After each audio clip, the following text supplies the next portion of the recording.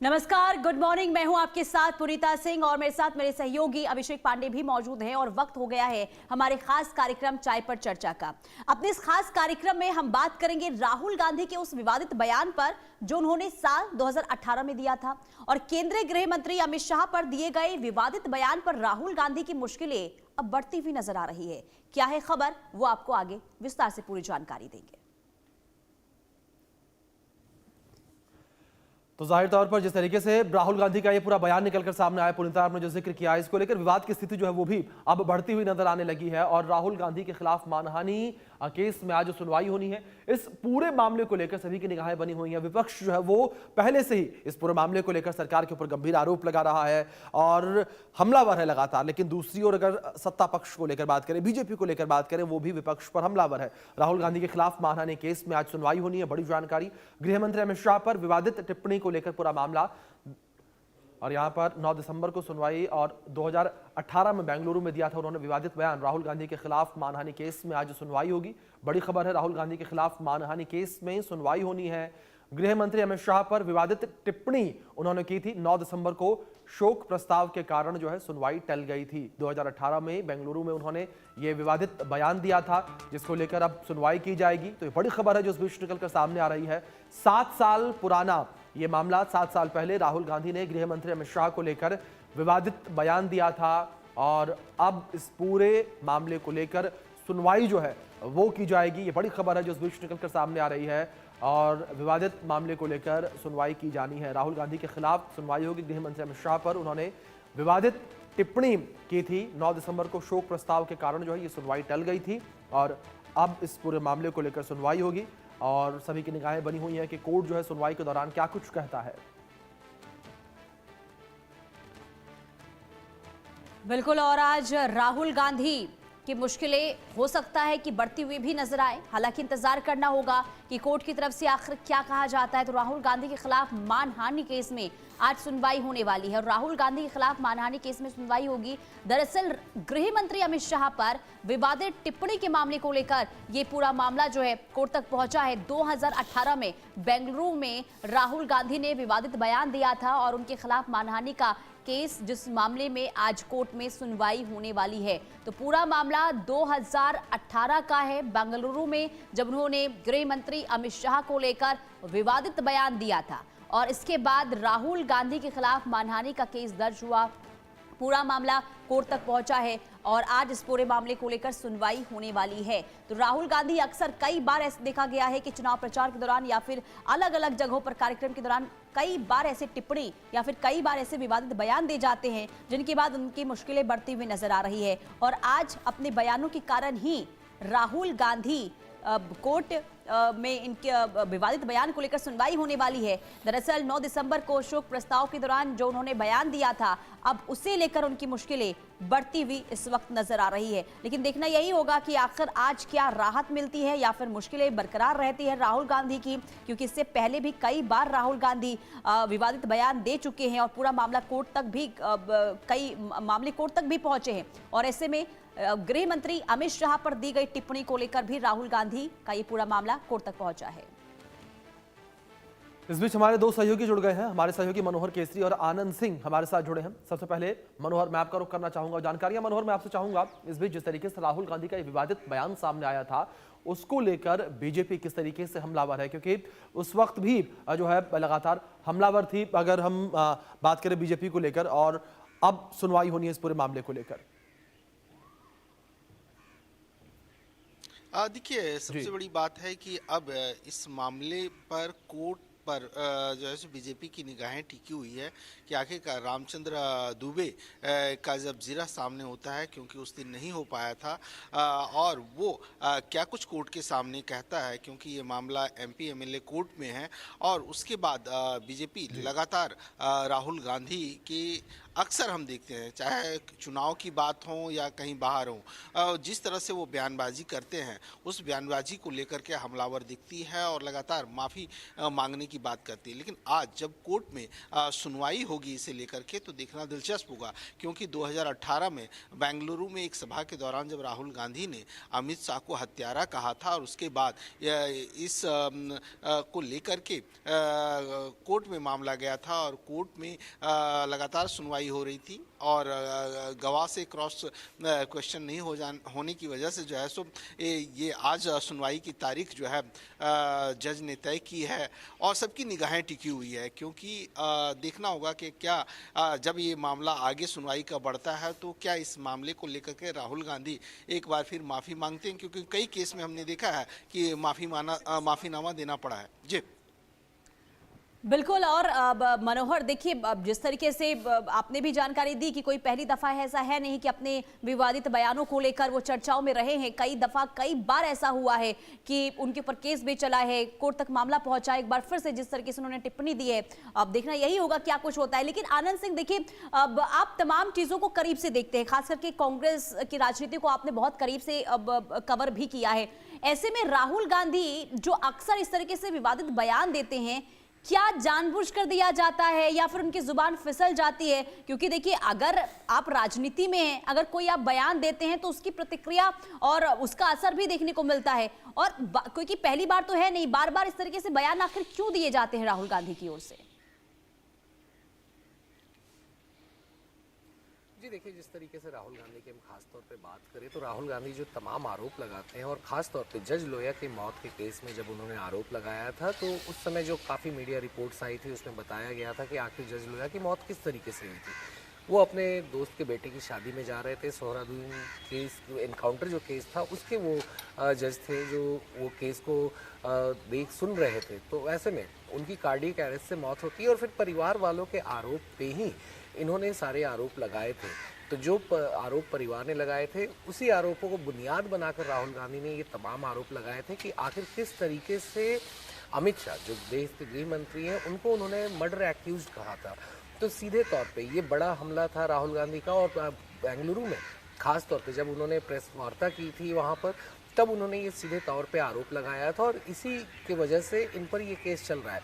इससे पहले भी हमने देखा है कि आखिर राहुल गांधी ने सावरकर का नाम यूज करने पे महाराष्ट्र में भी उनके ऊपर किस तरीके से एफआईआर दर्ज हुई थी, और फिर तमाम केस उन पे चल रहे थे मानहानि के कि आखिर राहुल गांधी किस तरीके से सावरकर को वो बोलते हैं। तो वैसे में राहुल गांधी ने हालांकि 2-3 बार उन्होंने माफ़ीनामा ज़रूर दिया है, मगर वो अब भी अपने पॉइंट पे जड़े हुए हैं कि जिस तरीके से इंस्टीट्यूशंस को कैप्चर किया जा रहा है, जो बात जांच में आनी चाहिए वो नहीं आ रही है।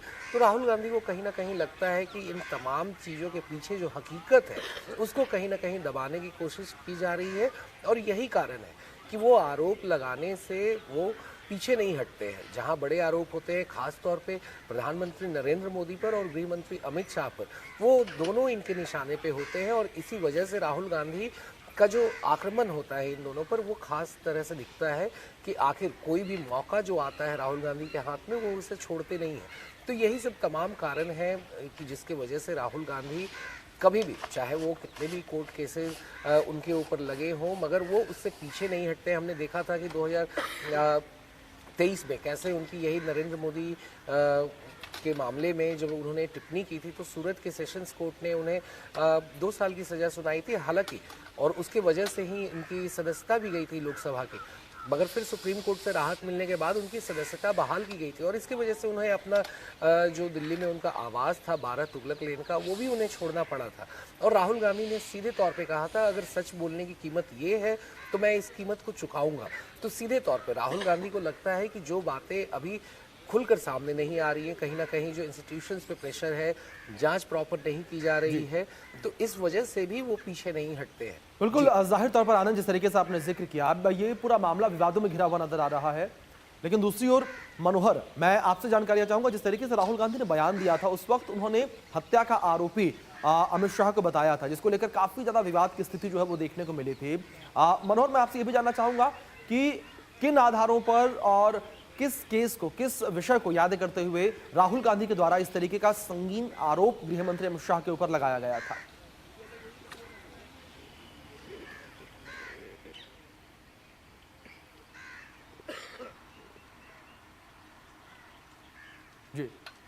मनोहर, आवाज पहुंच रही है आप तक मेरी?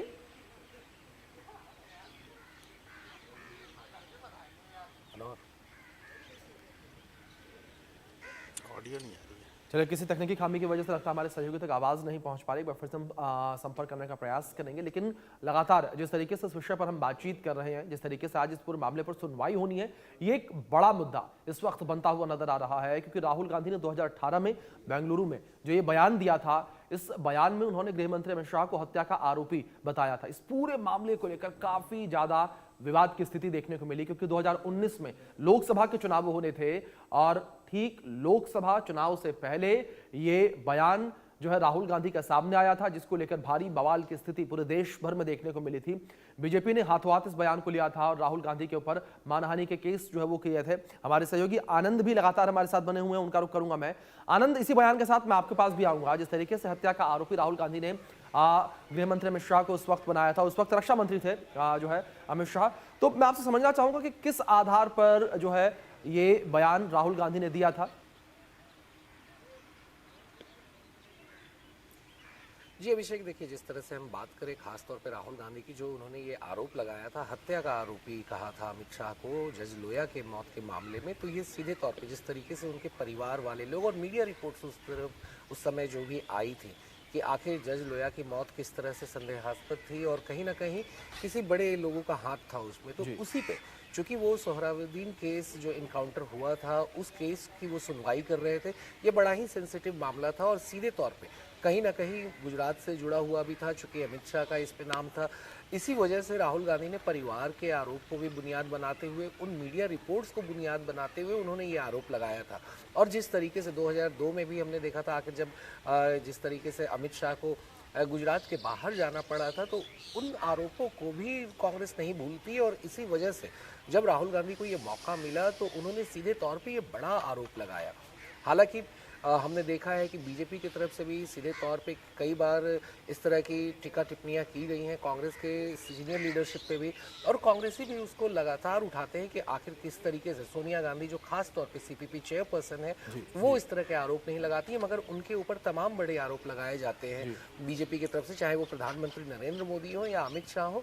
उन सब के बयानों को याद दिलाया जाता है और कांग्रेस के तमाम नेता यही करते हैं। तो इनका सीधा कहना है कि अगर आप राजनीति में है तो आरोप प्रत्यारोप का दौर तो चलता रहेगा, मगर ये जो एक नया ट्रेंड उठाया है कि मानहानि का केस करके किसी को उलझा के रखना, उसकी सदस्यता रद्द करवाना, जिस तरीके से 2023 में भी रद्द हुई थी नरेंद्र मोदी सरनेम वाले मामले में, जब सूरत सेशन कोर्ट्स ने उनकी सदस्यता रद्द की थी।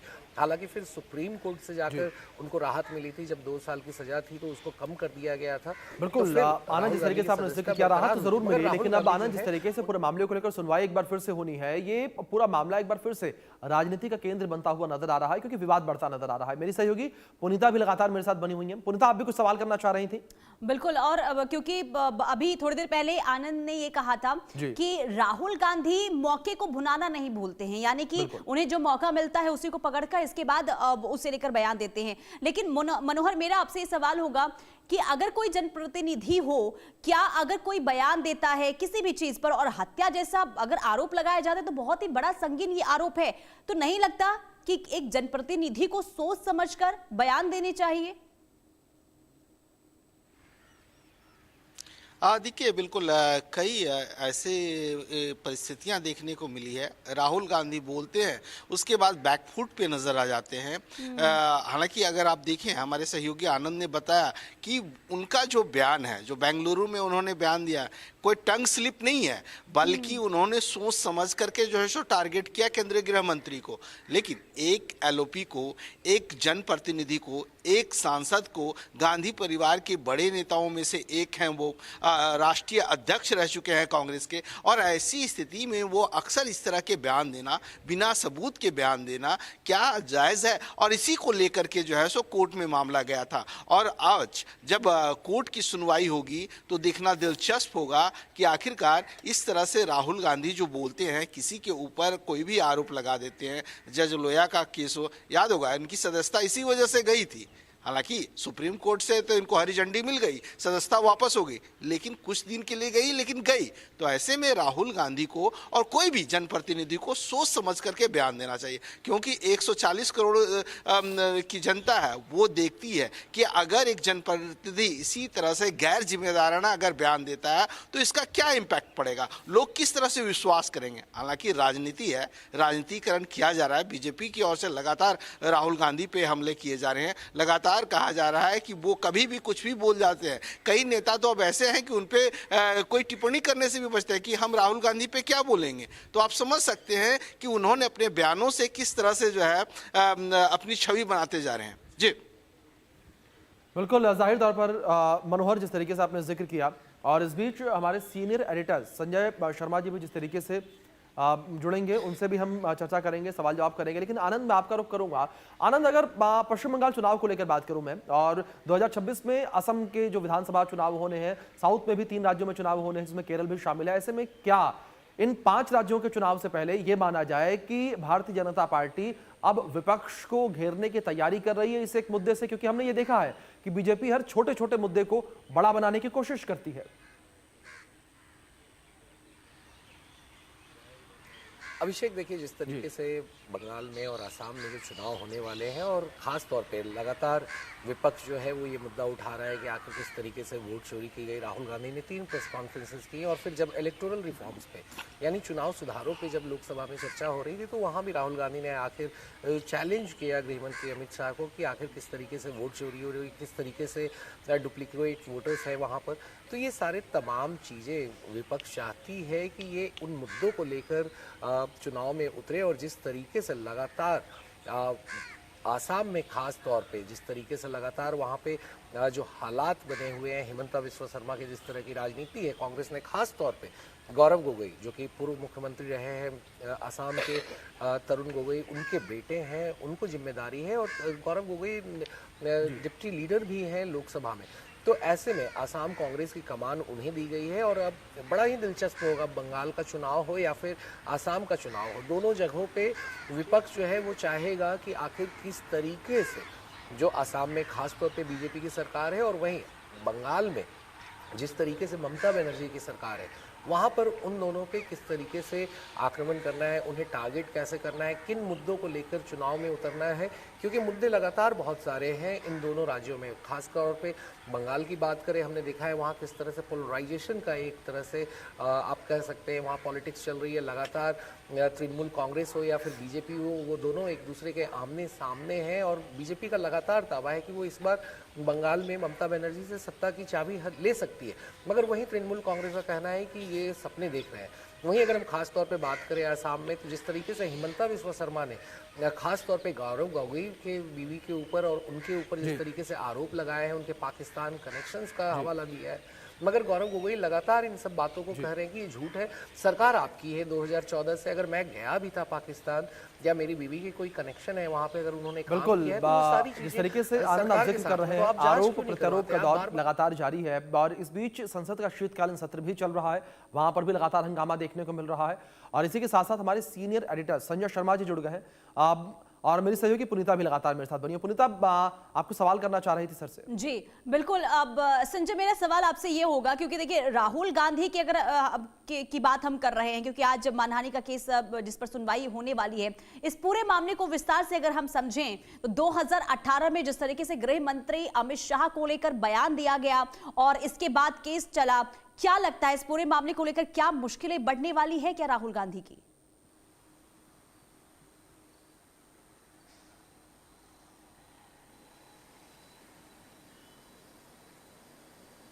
आपको मिल रही है आवाज संजय जी?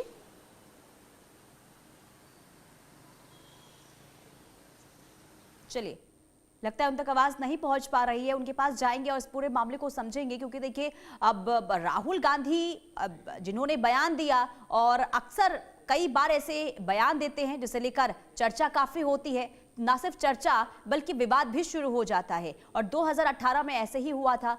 एक रैली के दौरान राहुल गांधी ने गृह मंत्री अमित शाह को लेकर जो टिप्पणी की थी और जो बयान दिया था, अब उन्हीं बयानों को लेकर 2025 में इस पूरे मामले को लेकर आज सुनवाई होने वाली है, क्योंकि मानहानि केस को लेकर ये पूरा मामला जो है कोर्ट तक पहुंचा और इसी के साथ आज कोर्ट पर नजर सबकी टिकी हुई है। बिल्कुल, हमारे सीनियर एडिटर संजय शर्मा जी हमारे साथ बने हुए हैं। संजय जी, आपसे समझना चाहेंगे इस पूरे बयान को लेकर कि जिस बयान को लेकर बवाल की स्थिति 2018-2019 लोकसभा चुनाव के दौरान देखने को मिली थी, क्या अभी भी ये मुद्दा उतना ही ज्वलंत है?